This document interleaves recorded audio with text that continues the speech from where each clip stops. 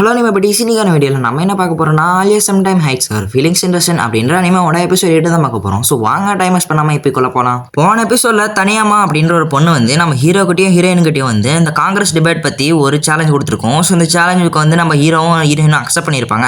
So அதை பற்றி நம்ம பிரசிடென்ட் கேட்குறாரு, உங்களுக்கு உண்மையான மேலே ஜாயின் பண்ணிக்க விருப்பம் இருக்கா அப்படின்னு சொல்லிட்டு நம்ம பிரசிடென்ட் கேட்குறாரு.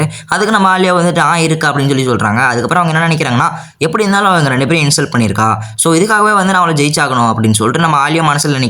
அது மட்டும் இல்லாமல் நாங்கள் இப்போ இதை பற்றி பேசி ஜெயிச்சிருப்போம்னா எங்களுக்கு வந்து அடுத்தடுத்து தேவையில்லாத போட்டிலாம் வராது அப்படின்னு சொல்லிட்டு நம்ம ஆலியா சொல்கிறாங்க. அதுக்கு நம்ம மசச்சுக்கும் வந்துட்டு ஆமாம் அதுவும் கரெக்டு தான், இப்போயே நம்ம இதெல்லாம் பேசினா தான் நம்ம ஆலியாவை பற்றியும் ஸ்டூடெண்ட்ஸ் மத்தியில் நிறையவே தெரியும் அப்படின்னு சொல்லிட்டு நம்ம ஹீரோ சொல்கிறாரு. நம்ம பிரசிடென்ட்டும் அப்போ சரி இதுக்கான அனௌன்ஸ்மெண்ட்டை நானே டிராஃப்ட் பண்ணி தரேன் அப்படின்னு சொல்லி சொல்கிறாரு. அது மட்டும் இல்லாமல் ஈவினிங்கே நம்ம இதை பற்றி பேசலாம் அப்படின்னு சொல்கிறாரு. நம்ம யூகே வந்து நம்ம ஹீரோக்கும் ஹீரோயினுக்கும் வந்து கங்க்ராச்சுலேஷன் சொல்கிறாங்க. அது மட்டும் இல்லாமல் குட் லக் சொல்கிறாங்க. ஸோ இதெல்லாம் இவங்க கேட்டுட்டு தேங்க்ஸ்னு சொல்கிறாங்க. அதுக்கப்புறம் நம்ம ஹீரோவும் ஹீரோயினும் அவங்களோட கிளாஸ்க்கு வந்துடுறாங்க. நம்ம ஹீரோவும் ஹீரோயின் வந்து இதை பற்றி டிஸ்கஸ் பண்ணிக்கிறாங்க. அப்போ வந்து நம்ம அந்த தனியாமா வந்து எப்படி சொன்னால் நீ வந்து இப்படி கவுண்டர் கொடு அப்படின்ற மாதிரி நம்ம ஹீரோ அதை பற்றிலாம் பேசிட்டு இருக்காரு. ஸோ இவங்களாம் அப்படியே பேசிட்டு இருக்கக்குள்ள நம்ம ஆலியா வந்துட்டு உனக்கு அந்த தனியாமாக்கும் பாஸ்ட்ல ஏதோ பிரச்சனை இருந்துச்சா அப்படின்னு சொல்லி கேட்குறாங்க. எனக்கு அந்த தனியாவை பற்றி தெரியாது, பட் அப்போ வந்து நானும் யூகே வந்து ஒரு பெஸ்ட்டு பேராக இருந்தோம். ஸோ அதனால் வந்து அவள் வந்து எங்கள் கூட வந்து நிறைய போட்டி போட்டிருக்கா, எங்கிட்ட தோத்துருக்கா. பட் இப்போ வந்து நான் அப்போ யூகே கூட இல்லாமல் வேற ஏதோ ஒரு ஆளு கூட வந்து சேலஞ்ச் அதாவது எலெக்ஷன் நிற்கிறேன்ல, ஸோ இதை நினச்சி தான் அந்த தனியாமா வந்து எங்களோட சண்டை போடணும்னு நினைக்கிறா போல அப்படின்னு சொல்லிட்டு நம்ம ஹீரோ சொல்கிறாரு. இதை நினச்சி நம்ம ஆலியா வந்துட்டு சே அப்போ எல்லாம் என்னால் தான் போல அப்படின்னு சொல்லிட்டு நம்ம ஆலியாவும் ஃபீல் பண்ணிட்டு இருக்கா. நீ என்னை சூஸ் பண்ணது தப்பு இல்லை அப்படின்றத நான் ப்ரூவ் பண்ணுறேன், நான் நல்லா ஹார்ட் ஒர்க் போடுறேன் அப்படின்னு சொல்லிட்டு நம்ம ஆலியாவும் சொல்கிறாங்க. சரின்னு சொல்லிட்டு இந்த ஒரு சீனும் முடியுது. மறுநாளே அவங்க வந்து காங்கிரஸ் டிபேட்க்கு எல்லாருமே வந்துடுறாங்க. அப்போ அந்த வாட்டி இந்த இடத்துல ஒரு புது கேரக்டர் காமிக்கிறாங்க. இந்த கேரக்டர் பேர் வந்து மியாமாவா. ஸோ ஷார்ட்டாக மியான்னு கூப்பிட்டுக்கலாம். இந்த ஒரு மியா பொண்ணு வந்துட்டு நம்ம தனியாமோட சைல்ட்ஹுட் பெஸ்ட் ஃப்ரெண்டு போல. ஸோ நான் வந்து தனியாமாக்கு வந்து பார்ட்னராக நிற்க போகிறேன் அப்படின்னு சொல்லி சொல்கிறாங்க. அது மட்டும் இல்லாமல் இந்த ஒரு பொண்ணு வந்து இந்த ஸ்கூலில் எல்லாரும் கூட கனெக்ஷன் ஆகிற ஒரு பொண்ணு. ஸோ வந்து தனியாமாக்கு இது ஒரு அட்வான்டேஜாக தான் இருக்கும் அப்படின்னு சொல்லிட்டு நம்ம ஹீரோ யோசிக்கிறாரு. நம்ம ஆலியாவும் ஸ்டேஜுக்கு வந்துட்டு என்னென்னமோ யோசிக்கிறாங்க. அதாவது என்னன்னா வந்து இந்த சாசர் டீம் பற்றி அங்கே போய் நம்ம வந்து பேசி யாருமே கவனிக்கலையே, அப்புறமேட்டு நம்ம ஹீரோவோட ஆசையை நம்ம நிறைவேற்ற மாட்டோமோ, அது இது நம்ம நிறைய பேசிட்டேன்னு. ஸோ ஒருவேளை நம்ம ஹீரோ தோக்க வச்சுட்டுனா என்ன பண்ணுறது அப்படி இப்படின்னு சொல்லிட்டு இவங்க நெகட்டிவாக யோசிச்சுட்டு ரொம்ப சீரியஸ் ஆகிட்டு இருக்காங்க. அதுக்கப்புறம் நம்ம ஹீரோ வந்துட்டு ஹே வெயிட் எதுக்கு இவ்வளோ டென்ஷன் ஆகிற கூலாவா அப்படின்னு சொல்லி சொல்கிறாரு. அது மட்டும் இல்லாமல் இன்னொன்று சொல்கிறாரு, அது ஏன்னா வந்து அந்த சைஸ் என்ன அப்படின்னு சொல்லிட்டு சும்மா ஒரு கேட்கணுமே ஒன்று கேட்குறாரு. இது வந்து புரிஞ்சுக்கோங்க, நான்லாம் சொல்ல முடியாது. ஸோ சொல்கிறேன். இதை கேட்டோடனே நம்ம ஆலியா வந்துட்டு என்ன கேட்குறான் பாரு அப்படின்னு சொல்லிட்டு நம்ம ஆலியாவும் சொல்லிட்டு இருக்காங்க. அதுக்கப்புறம் நம்ம ஹீரோ வந்துட்டு அதெல்லாம் இல்லை, நான் வந்து நீ சும்மா கூலாகிறோன்னு சொல்லிட்டு தானே கேட்டேன். இங்கே பாரு நீ எதுக்குமே கவலைப்படாத, இந்த ஒரு போட்டியில் வந்து நீ தோத்துட்டா கூட நான் பார்த்துக்குவேன், நீ அதுக்கடுத்து வர பிரச்சனையை கூட நான் சமாளிச்சுக்குவேன், நீ போய் உனக்கு என்ன தோணுதோ அது பேசு, மற்றதில் நான் பார்த்துக்கிறேன், உன்னால் முடியும், எனக்கு மேலே நம்பிக்கை இருக்குது அப்படின்னு சொல்லிட்டு நம்ம ஹீரோ வந்து மோட்டிவேஷன் கொடுக்குறாரு. அதுக்கப்புறம் வந்து டிபேட்டும் ஸ்டார்ட் ஆகுது. அப்போ நம்ம பிரசிடென்ட் சொல்கிறாரு, இந்த டிபேட்டை ஸ்டார்ட் பண்ணி வைக்கிறது நம்ம தனியாமா குரூப் தான், அது மட்டும் இல்லாமல் அவங்களுக்கு ஆப்போசிட்டாக இருக்கிறது நம்ம ஆலியா அண்ட் ஹீரோ குரூப் தான் அப்படின்னு சொல்லிட்டு இவர் சொல்கிறாரு. நம்ம தனியாக வந்துட்டு முன்னாடி வந்துட்டு என்ன சொல்கிறாங்கன்னா, இந்த டிபேட் வந்து இந்த டாபிக் என்ன நான் சொல்கிறேன், அதாவது என்னன்னா வந்து இந்த ஸ்டூடெண்ட் கவுன்சில் மெம்பர்ஸ் இருக்காங்களே அவங்களது நம்ம கண்டமேனிக்கு நம்ம இஷ்டத்துக்கு நம்ம சூஸ் பண்ணிக்கிறோம். அப்படி சூஸ் பண்ணுறதுனால இந்த ஸ்டூடெண்ட் கவுன்சில் கரெக்டாக ரன் ஆக மாட்டேங்குது. இதுக்கு நம்ம கம்மனு டீச்சர்ஸ் எல்லா டீச்சர்ஸ் கிட்டே அப்ரூவல் கேட்டு நம்ம இதை பண்ணிக்கலாமே அப்படின்னு சொல்லிட்டு நம்ம தனியாக சொல்கிறாங்க. ஸோ இந்த மாதிரி சொன்ன உடனே வந்து எல்லாருமே வந்து இதுக்குள்ளே பேசிக்க ஆரம்பிச்சிருக்காங்க. நீங்களே சொல்லுங்க, நம்ம ஸ்டூடெண்ட் கவுன்சிலுக்கு தப்பான மெம்பர்ஸ் சூஸ் பண்ணி நம்ம ஸ்கூலுக்கு கெட்ட பேர் வந்தால் நீங்கள் என்ன பண்ணுவீங்க? அது நீங்கள் சூஸ் பண்ணுறதா நீங்கள் தானே சூஸ் பண்ணுறீங்க. ஸோ நீங்களே யோசிச்சு பாருங்க, நம்ம சூஸ் பண்ணுறதுனால தான் இந்த மாதிரி சாய்ஸ் மிஸ் ஆகுது. கம்மன் நம்ம எல்லா டீச்சர்ஸ் கிட்டே அப்ரூவல் கேட்டுக்கலாமே.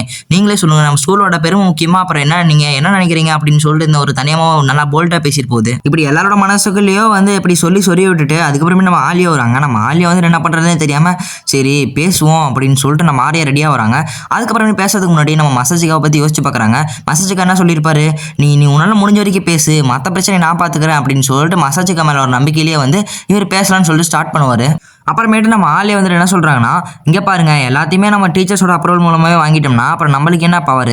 இப்போ உங்களோட ஓட் மூலமாக தானே பிரசிடென்ட் சூஸ் ஆகிறாங்க. ஸோ அந்த பிரசிடென்ட்டாக இருக்கிற பவர் மூலமாக வந்து தான் ஸ்டூடெண்ட் கவுன்சிலோட மெம்பரை வந்து சூஸ் பண்ண முடியும். அப்படி இந்த பிரசிடென்ட்டோட பவரையும் கொண்டு போய் டீச்சர்ஸ்க்கு கொடுத்து டீச்சர்ஸே எல்லாருமே சூஸ் பண்ண வச்சோம்னா அப்புறம் நம்மளுக்கு என்ன பவர்? அப்புறம் பிரசிடென்ட் என்ன வேஸ்ட்டா அப்படின்னு சொல்லிட்டு நம்ம ஆலியா சொல்கிறாங்க. இப்படி டீச்சர்ஸோட அப்ரூவல் மூலமாகவே பிரசிடென்ட்டே ஸ்டூடெண்ட் கவுன்சிலோட மெம்பர் எல்லாருமே சூஸ் பண்ண வச்சுட்டா அப்புறம் எதுக்கு நம்ம இருக்கோம், நம்ம எல்லாம் வேஸ்ட்டா அப்படின்னு சொல்லிட்டு நம்ம ஆலியா சொல்கிறாங்க. இப்படி நம்மளோட பவரையும் கொண்டு போய் டீச்சர்ஸ்க்கே கொடுத்தோம்னா அப்போ நம்ம என்ன பண்ணுறது, அப்போ எல்லாத்தையும் டீச்சர்ஸே பண்ண சொல்லிடலாமா அப்படின்னு சொல்லிட்டு நம்ம ஆலியா சொல்கிறாங்க.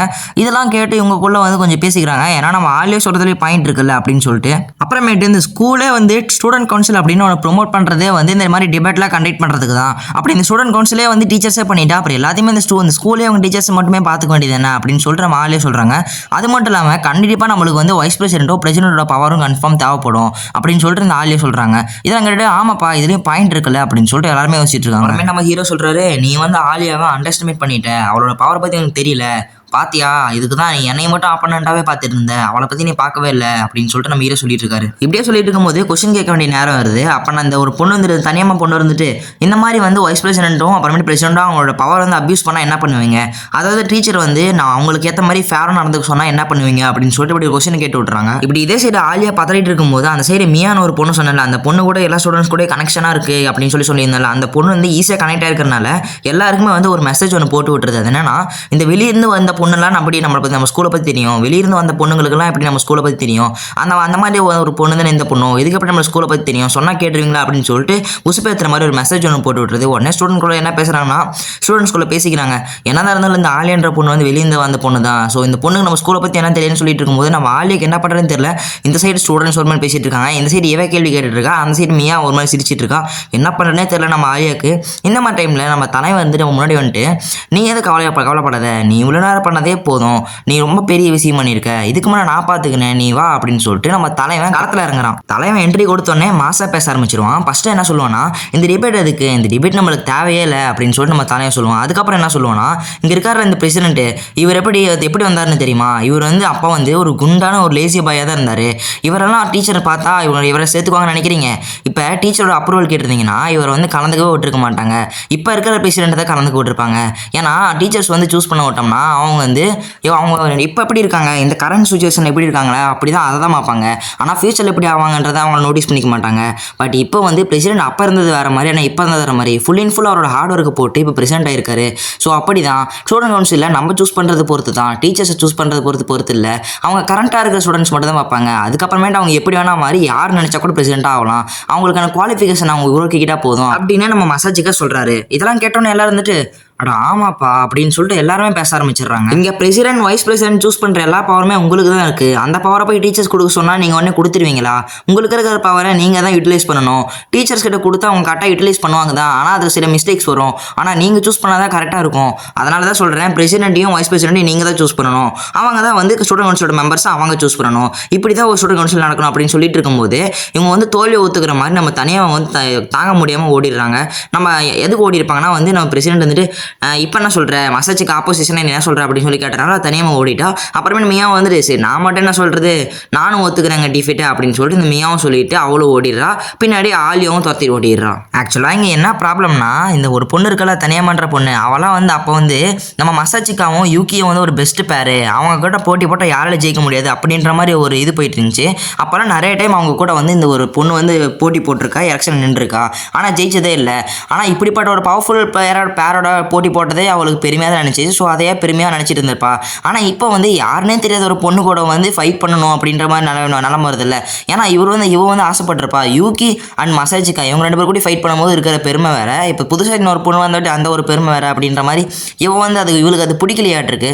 ஸோ இந்த டைமில் வந்து ஆலியா வந்து அவள் கையை பிடிக்கிறா. கையை பிடிச்சோன்னே வந்துட்டு ரொம்ப கோவப்பட்டு என்ன சொல்கிறேன்னா, இங்கே பாரு உன்னால தான் வந்து இதெல்லாம் நடக்குது.